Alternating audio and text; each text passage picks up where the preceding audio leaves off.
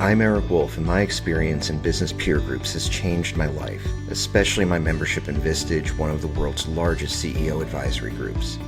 I'm an entrepreneur, a business owner, and a Vistage speaker on the power of marketing. This podcast is dedicated to the people who make those experiences possible, the peer group chairs. Every episode, I interview a Vistage chair who has dedicated their time to helping entrepreneurs like me succeed. Welcome to Chairwaves. My guest today from Central New Jersey. He is not blessed with that lovely New Jersey accent that everybody knows and loves. But my guest today, Gary Ostermueller. Welcome. Thanks, Eric. Glad to be here. And I'm from a little town called Metuchen, New Jersey, but that's in the central part of the state. I do not know where Metuchen is. So I grew up in New York City. So spent a lot of time in New Jersey, and I had a grandfather that lived in Bricktown, which is sort of near Toms River. Right, south, yeah. Where in relation are you to there?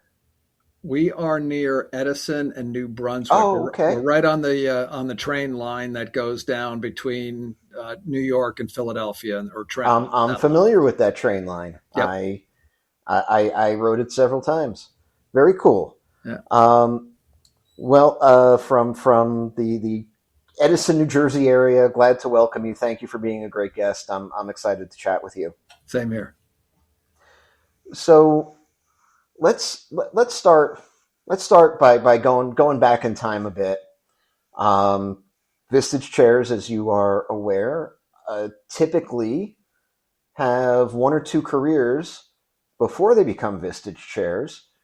I would love to hear about yours, and I understand that part of that covers manufacturing and executive management. I'd love to hear about your journey.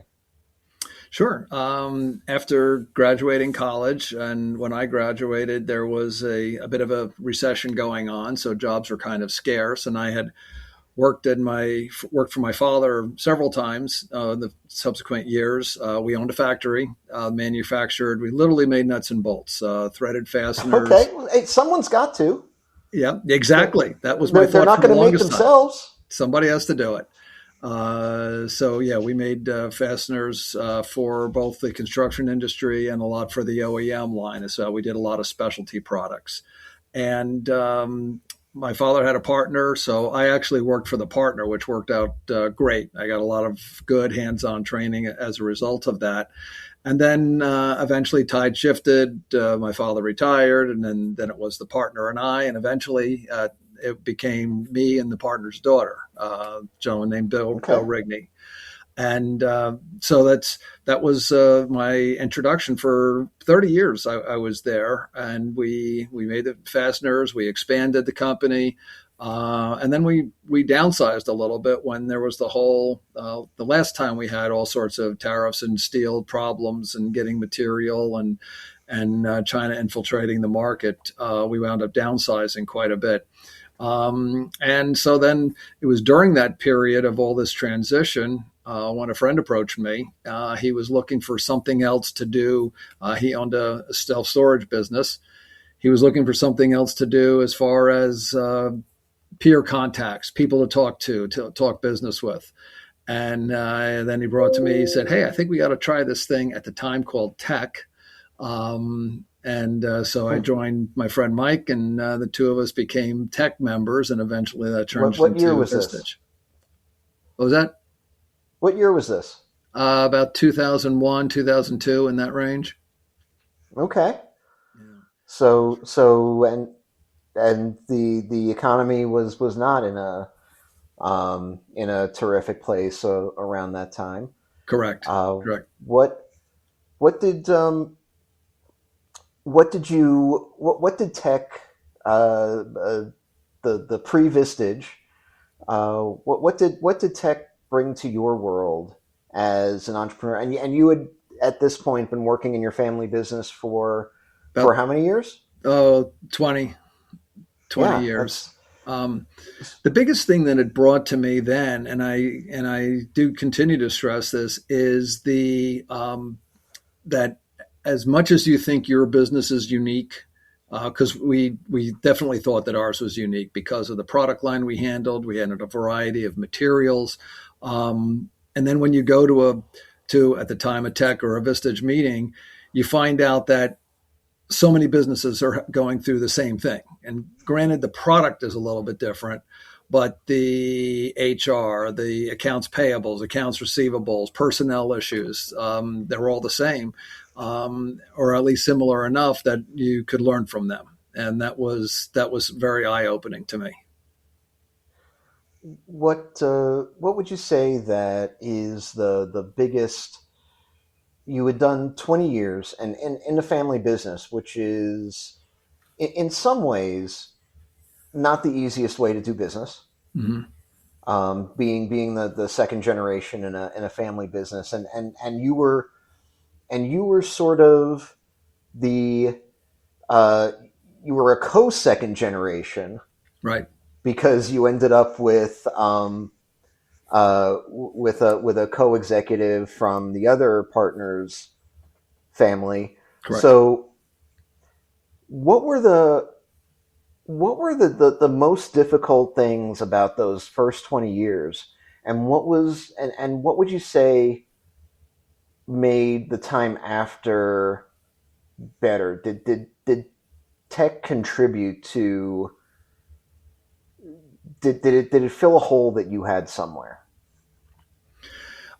The I'm going to go backwards with that. Was the yes, it filled a hole that I had, and that was more of a constructive learning area. There's a million books out on the marketplace, and but what books are better? And of course, the speakers and learning from them, and learning from the members. What they were going through, and be able to put myself in the same shoes. Maybe we didn't have the same issue that we were dealing with, but we had a similar situation, which led to this. I could learn from what my peer was going through, and try to help my business accordingly. And there was a few things where, one of the reasons I think I'm perhaps a better chair is I didn't always listen.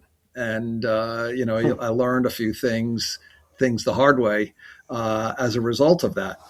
So that was one. The other aspect of a family business is you have a little bit of a target on your back. I had there was 100 people working there, and I was I was the boss's kid, or as the SOB, Mm-hmm. as they say. So you wind up having to force yourself to develop your own identity, to get your own relationships, and both with the people that are working with you as well as the outside world, the customers and the vendors that you're dealing with. It's not, I was, had to make myself that I wasn't Rudy's son anymore, although of course I was, but I had to establish my own identity and move forward accordingly.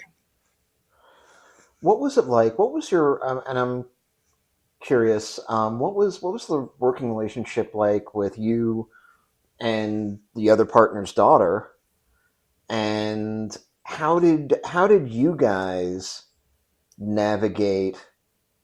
In some ways you're the same because you're both in this kind of position, but I imagine in some ways you guys were all so different. And I imagine that there was both a a camaraderie and a knocking of heads that happened because of your guys' unique relationship. Because it wasn't a family business, sort of a two family It was a business. it eventually became a two family business. Yes. There was a point in time where my father owned it all, and then we split it down. But um,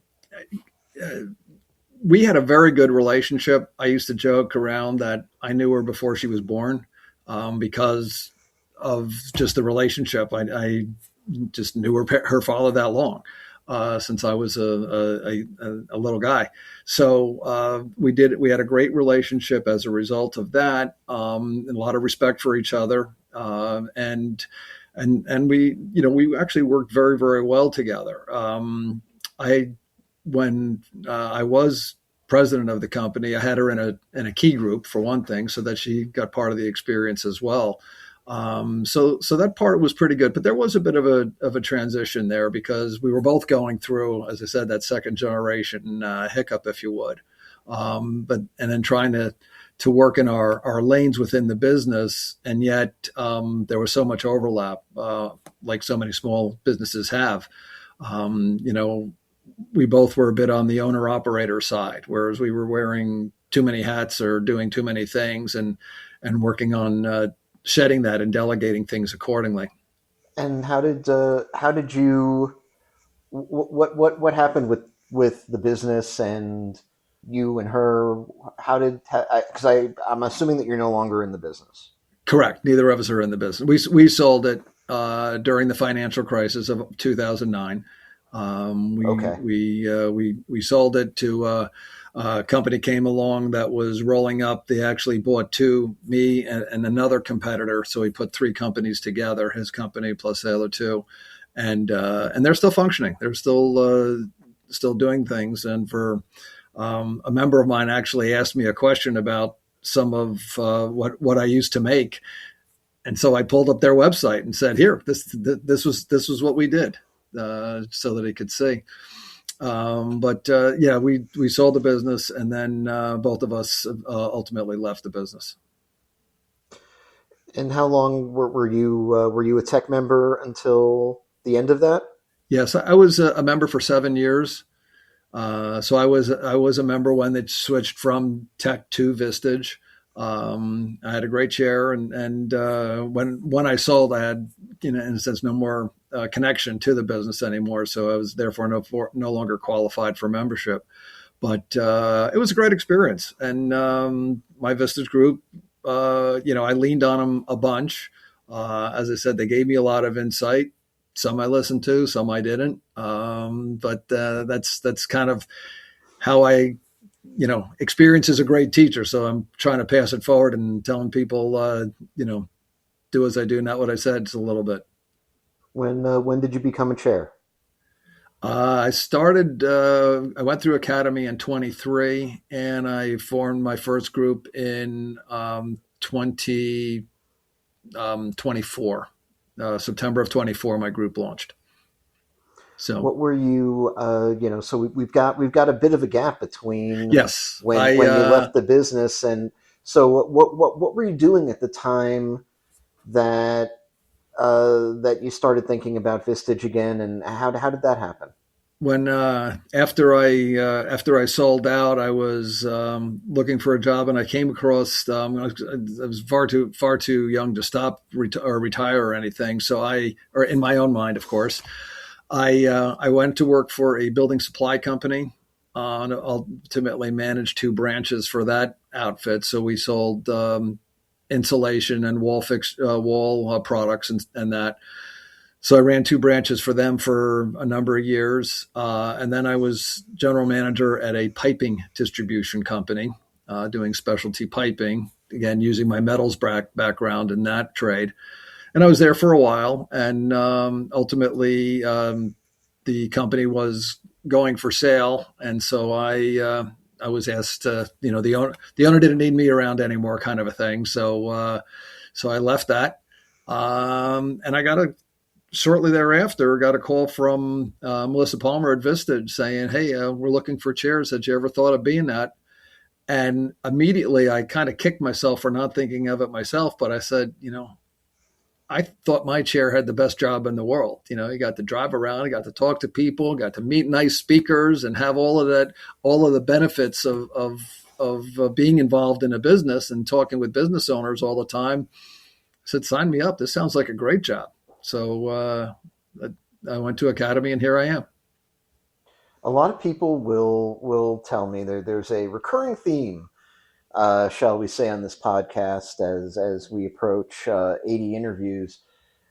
People routinely tell me that starting their first Vistage group was not only probably the toughest thing that they had done in their career, but but possibly the hardest thing they've ever done in their life. What was your experience like coming out of Chair Academy and sort of, looking down the barrel of the pressure to get that group up and running within a set amount of time? What was your experience like?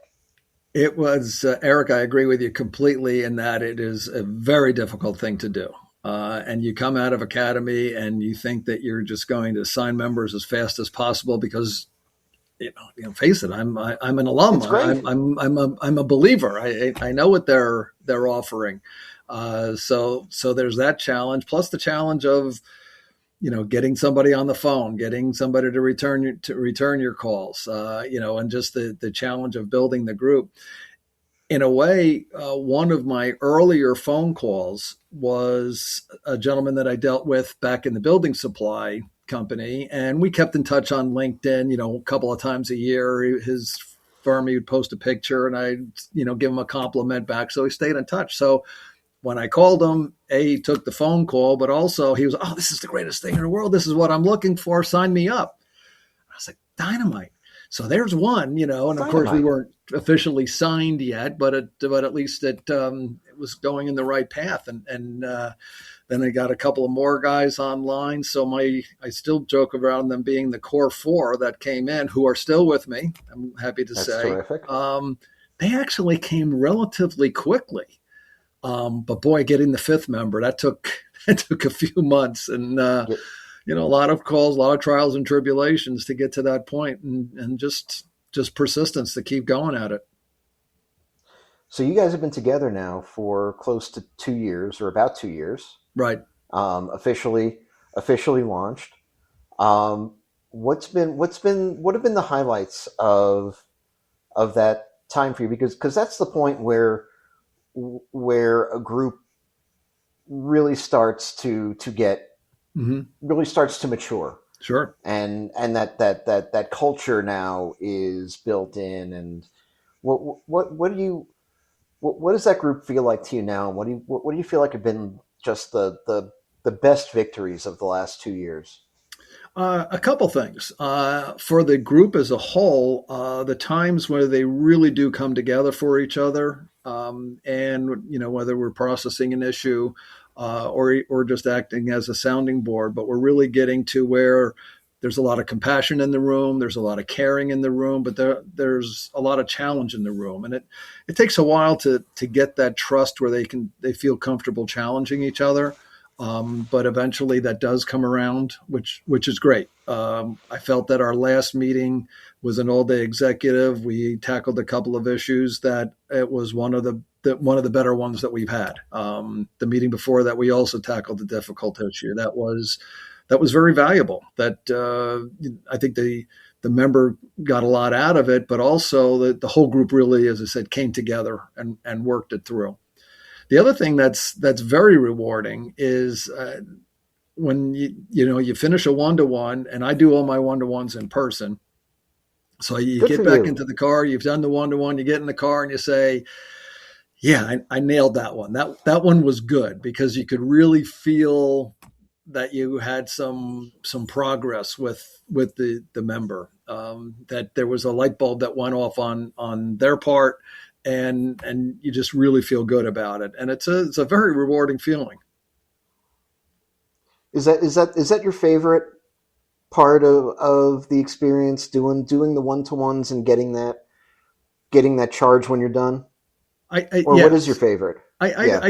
I think the one-to-ones like that, when you nail one, is really good. When you've been working on it for a while, and it's just a great experience that you've helped somebody, you've made a difference with the part. In the group meetings, there is that positive of whether you lay out a program and it comes together. Sometimes whether it be the facilitation goes well or something, that you find little sparks that keep driving you forward. You kind of lit up a little bit when you were talking about doing the one-to-ones with your members. That's significant. We should all love our jobs that much. That's fantastic. Sure. And you develop a real caring for the people you're working with, for the members. You want them to succeed, And when you do have a little victory, then you feel like it's a little more success coming than both ways. It's worth celebrating for sure. Oh, absolutely. If what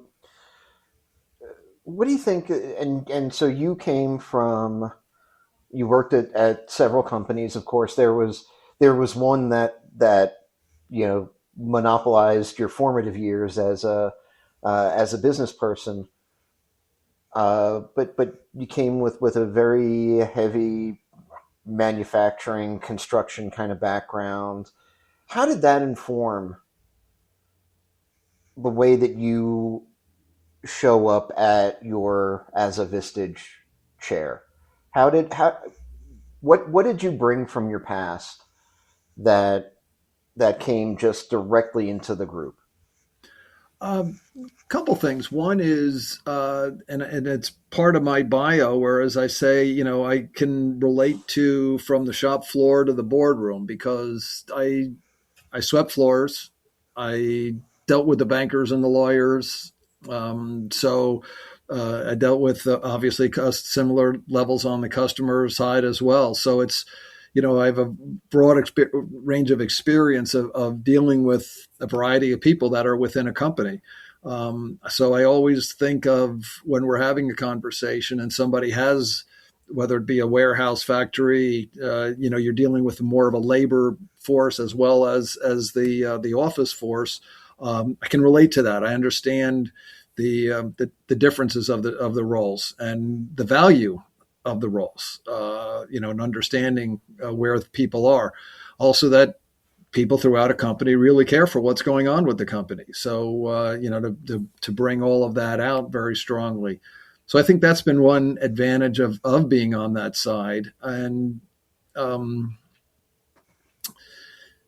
think that's primarily it. Yeah. Yeah. I'd also like to pull out something that you mentioned, which I think is very true, and I think that it's a little bit unique in family business settings in a lot of ways, because in a family business now you mentioned before being like, oh well, he's the owner's son, and he's just here because he was he was the prince, and now but being that second generation in the business, you do end up having to do a lot of that sort of menial stuff, and you do get thrown into sweeping the floors. And I had a Vistage chair who was in a family business, and she was driving trucks. Sure. And it's it's also part of it that you tend to learn more roles in the company than most anybody else being in that role, because that's probably what you did during the summers when you were home from school, and that it was probably a big part of growing up. Yes. Yeah, definitely. The whole operations mentality that, and since it was a factory, it had to be out on the shop floor quite a bit and all. So you really appreciate that.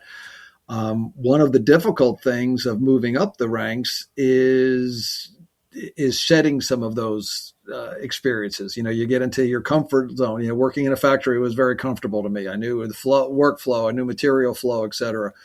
Yeah. Now you got to go up to the other side and be more of a delegator and trust your people going down. And it's one thing that was difficult for me to transition, and it's also difficult to get the members that are in that owner operator situation to understand as well that in order to lead their companies, in order to grow their companies, they've got to make those separations. But it's so easy for them to fall back. How do you know when you and you've got members in a variety of businesses, I'm sure. Mm-hmm. You've got different folks, you got different backgrounds, and of course you're balancing the culture of what the group has become and what you want it to be. How do you know when you're talking to a prospective member, what are the things that they do or they say that makes you think, oh, this is a great member for us, or by the same token, not so much? A lot of it comes down to the questions they ask, which tells me that they're going to ask questions of the members as well. That there's not so much telling going on, that we often talk about that vulnerability side of things where you're willing to expose yourself a little bit to help things out, but also that you're willing to share that empathy with somebody else, and by asking some good questions of what's going on. So that's one area. When people tend to have it's the old too many answers, then you get a little nervous that how they're going to react in the group setting, because the group only works when everybody shares, both sides. They have to be a giver and you have to be a taker, but you have to be willing to open up and listen to what's being said. Absolutely. What would you say is the most important lesson that your members have taught you in the last 2 years as the chair of a CE group?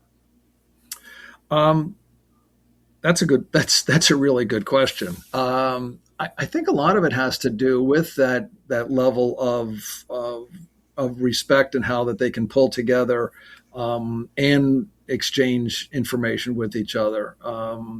Is a big lesson to learn, because when you go in as the facilitator, as the chair, as the leader, your job is to get those people to do the talking and bring things out, and working on that and working with them so that they can explore themselves and share that with the group is something that takes a little time for us to develop the rapport, but then you get to that point where it flows and things start to work much better. So that's a big help. Gary, it's been wonderful talking to you. Thank you so much for joining me. If folks want to know more about your group, if they want to know where nuts and bolts come from, if they want to know where to get the best gabagool sandwich in New Jersey, what's the best way to get in touch with you? My LinkedIn page is probably the most accurate, Gary Ostermueller, or my email address, which is gary.ostermueller@vistagechair.com. But if you reach out on LinkedIn, I'll be sure to reply back. Awesome. Thank you so much. I really enjoyed chatting with you today. Erica, thank you very much. I enjoyed it myself. It was a lot of fun. Excellent. That's what we shoot for. Good. All right. Thank you so much. You got it. Take care. Bye-bye. Thanks for listening to this episode of Chairwaves. You can subscribe to our feed using Spotify, Apple Podcasts, or your platform of choice. You can also visit chairwaves.com for more information. Chairwaves is hosted and produced by me, Eric Wolf, and to connect with me, you can visit my website at ewolf.live. That's EWOLF.live. And a disclaimer, while I love Vistage and CEO peer groups, this podcast is not owned by or affiliated with Vistage or any other peer organization. Thanks for listening.